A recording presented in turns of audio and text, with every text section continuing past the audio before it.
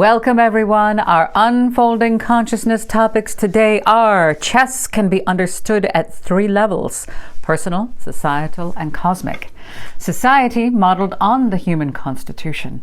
The purpose of alchemy and the qualifications of an alchemist. So if you'd like to skip ahead and go directly to the reading of the book, please click the blue timestamp down below. And I'm really looking forward to today's lesson. I am, because in Dr. Eddie's Unfolding Consciousness, Exploring the Living Universe, we'll be looking at the symbolism of these pieces. We play it, but do we know what it means?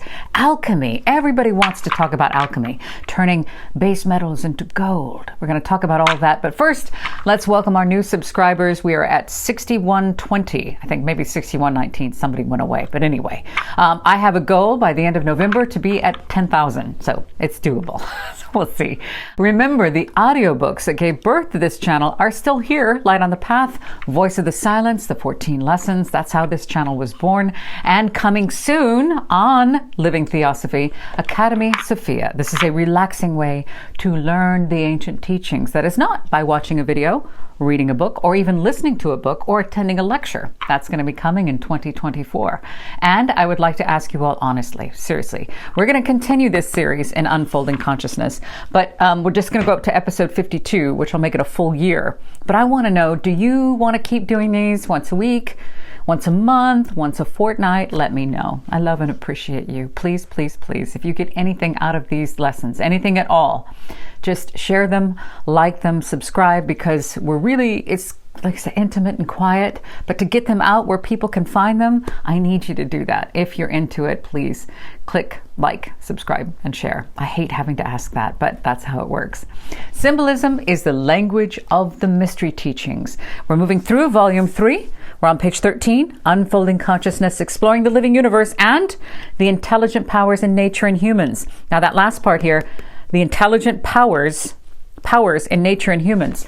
There's another series really quick on this channel that happens every Saturday night where we go in depth into the intelligent powers in nature and humans, the hidden laws of nature, the psychic abilities that are dormant in mankind. Now we cover a very popular topic. It is the widely misused, the law of attraction, Kriya Shakti, thought power. And I explain it so that it can be used for good, for the best interest of all beings here on earth. And we're using it subconsciously right now. Our lives are a reflection of the state of our minds. This law of nature works, just like gravity, electricity, or even steam. Now, it should be used for good. And most of the channels out there focus only on manifesting for selfish reasons. Now, it can be used for that, but it can also be used to help ease the unnecessary suffering. So if you want to check those out, those happen every Saturday. Ebooks for Unfolding Consciousness are now available. Just check out the links below. They're only $24.99 in most local currencies. Remember, audiobooks are on the way, condensed versions, study guides, and paperbacks, and all that is happening. This is book study number 46. I can't believe we've done 46 of these. You get 25% off the 4-volume set. If you wish, just type "I want my copy!" when you purchase through the Shepherd Waldman website. So let's go for it. The game of chess. The drama of life. In its symbolism, chess is the most significant of all games. It's been called the royal game, the pastime of kings. Can you play it? I'm not very good at it. But like tarot cards, the chessmen represent the elements of life and philosophy of consciousness and its expression. The game was played in India and China long before its introduction into Europe. East Indian princes were wont to sit on their balconies of their palaces and play chess with living men that were standing down on a checkerboard, on a pavement down below on black and white marble in the courtyard below them. It is popularly believed that the Egyptian pharaohs played chess, but an examination of their sculpture and illuminations has led to the conclusion that the Egyptian game was a form of drafts, which is actually discs on a game board, more like checkers. In China, chessmen were often carved to represent warring dynasties like the Manchu and the Ming. So Eddie writes here, the chessboard consists of 64 squares, alternately black and white, and this symbolizes the floor of the house of mysteries. I love that. Upon this field of existence, or thought, move a number of strangely carved figures, each according to fixed law. The white king is Ormuzd, the benevolent power. Ormuzd, I think I'm saying that right. The black king, Ahriman is the counteracting evil power, and upon the plains of cosmos, the chessboard, the great war between light and darkness is fought through the ages. Beautiful, the white king, goodness, the dark king, darkness, and the cosmos. Of the philosophical constitution of man, the king represents the spirit, Atma. The queen, the intuitive mind, which would be Buddhi. The bishops, the emotions, the kama, desire. The knights, the vitality, the prana, the life force. The castles are the rooks, the model and the physical body. The linga and sthula sharira. The pieces upon the king's side are positive, while those upon the queen's side are negative. Note that positive and negative here do not mean good and evil, but rather they're complementary, like yin and yang, as the Taoists put it. The pawns are the perceptive faculties, listen, and the sensory impulses, kama manas, remember kama, desire, mind, being the various parts or aspects of our soul. The white king and his suite symbolize the self and its vehicles, the black king and his entourage, the not-self, the false ego, and its legion. The game of chess thus sets forth the eternal struggle of each part of man's compound nature. This should sound familiar to you, against the shadow of itself. The nature of each of the chessmen is revealed by the way in which it moves. Geometry is the key to their interpretation. For example, the castle moves on the square. The bishop moves on the slant, but the king, being the spirit, cannot be captured, but loses the battle when so surrounded that it cannot escape. Eddie says here that it is not so far-fetched to mention that the more the governance of nations is organized along the above lines of hierarchy, the more stable and enduring will be its society. For example, in England, the hierarchy from monarch, sovereign, to prime minister, to members of parliament, to civil service, can easily be correlated in a general sense to the above roles and functions in the game of chess. So moving on. The alchemical marriage, a uniting spiritual culture. Under the symbolism of an alchemical marriage, the Rosicrucians and medieval philosophers concealed the secret system of spiritual culture whereby they hoped to coordinate the disjecta membra, which means scattered fragments, of both the human and social organisms. Society, they maintained, was, or ought to be, a threefold structure, and had its analogy in the triune constitution of man. 3. For as man is a compound of spirit, mind, soul in the generic sense, and body, so they saw society as made up of church, state, and populace. The bigotry of the church, the tyranny of the state, and the fury of the mob are the three murderous agencies of society which seek to destroy truth, as recounted in the Masonic legend of Hiram Abiff, and we've talked about him before. The first 6 days of the chemical marriage, also referred to as, listen, the chemical wedding, set forth the processes of philosophical creation through which every organism must pass. The three kings in the narrative. Now, I've done my best to find a photo. I can't find photos to show this, so bear with me. Follow up with me. I'm going to gesticulate as best I can. The three kings are the threefold spirit of man, the upper triad. You know this. Atma, Buddhi, Manas. And their companions are the corresponding vehicles of their expression in the lower world, the lower quaternary, the lower four. Lower mind, Kama Manas. Desire mind, remember? Prana, Jiva, the life force. Linga Sharira, the astral body. And Sthula Sharira, you know this, the physical body. The mind is the executioner. Pay attention to that, the higher part of which is symbolized by the head. The mind, the head, is necessary to the achievement of philosophical labor. The sharp edge of the executioner's axe may possibly have a comparable meaning to the sword in Japanese martial arts, both symbolizing the cutting edge of truth that pares away all that is transitory and delusional in life. Side note here, with Eddie explaining that the mind here is the executioner, in the voice of the silence it is written, you've heard this before probably, the mind is the great slayer of the real. Let the disciple slay the slayer. What does that mean? The mind is the great slayer of the real. Let the disciple, which is you, slay the slayer. Now, our minds, our human intellect, is not capable of comprehending the real truth, the spiritual truth, but only what we detect with our 5 physical senses in this earthly lifetime.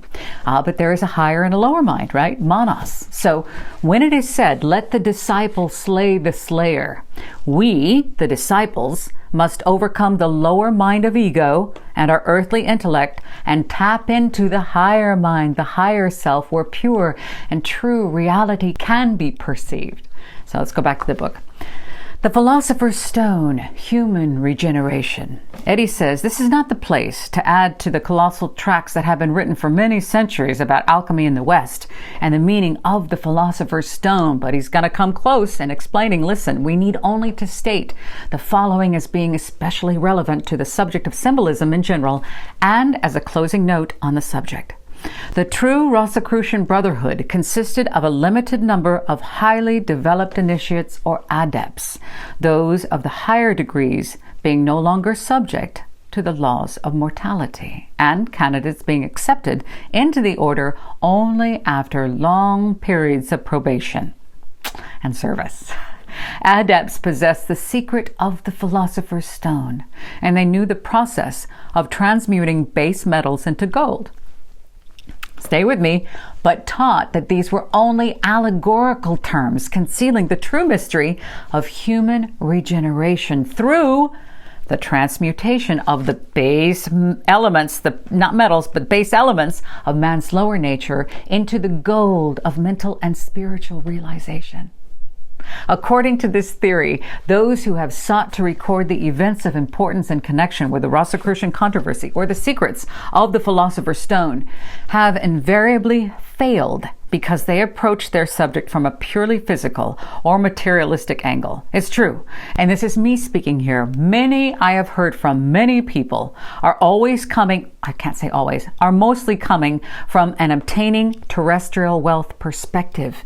It's only about the money for some, but alchemy, listen, for instance, if an alchemist gave directions for the special treatment of sulfur, mercury, and salt, with the assertion that by carrying out these directions properly, one would obtain gold, aurum, gold. That's what's written, A-U-R-U-M.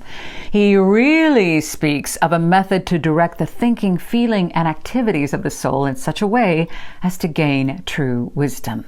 In support of the above assertions, we have only to cite Plato's teaching in the words of one of England's greatest alchemists, Isaac Newton. For alchemy tradeth not with metals, as ignorant vulgars think, which error has made them distrust that noble science. This philosophy is not of that kind which tends to vanity and deceit, but rather to profit and to education. He writes edification here, but to profit and education, inducing your first knowledge of God, and secondly, the way to find out true medicines in your creatures. Plato said that philosophy is the imitating God so far forth as man is able to. So the scope is to glorify God in his wonder works and to teach man how to live well, to be charitably affected and helping your neighbor. They who search after the Philosopher's Stone by their own rules, obliged to a strict and religious life, and that study is fruitful with experiments. Fruitful of experiments is what he wrote. But anyway, thank you for being with me. I love these. I love these. I love these. I get to learn as we go through these. This is the text from Unfolding Consciousness, Exploring the Living Universe and the Intelligent Powers in Nature and Humans.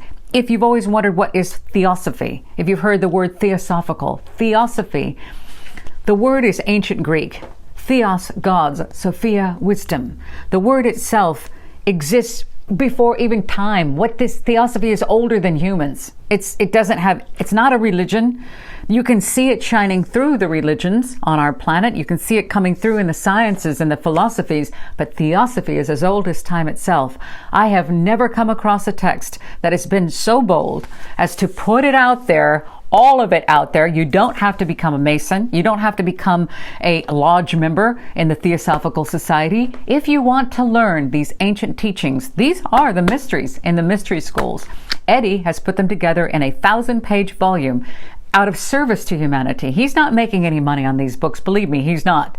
All right. They're out there so people can have access to them. Many in the societies would say, oh, you can't do that. You can't give them to the profane, to those who will use them with selfishness or whatever. Right now, look at the state of our planet. I think and I believe that it is time to get these teachings out into the world. And that's why I do these weekly videos with you.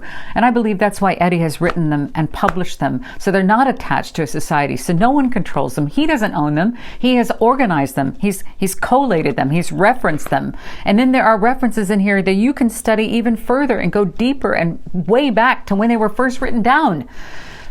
So the passion behind these episodes, these lessons, is to get them out into the world. If you're here this long and you've sat through that entire lesson, then you're the ones I'm here for. You're why I suit up and show up. And I love you and I appreciate you and I thank you. If you've gotten anything out of this, please share, because that helps get them out into the world. I love you so much, and I'll see you next week. Mwah.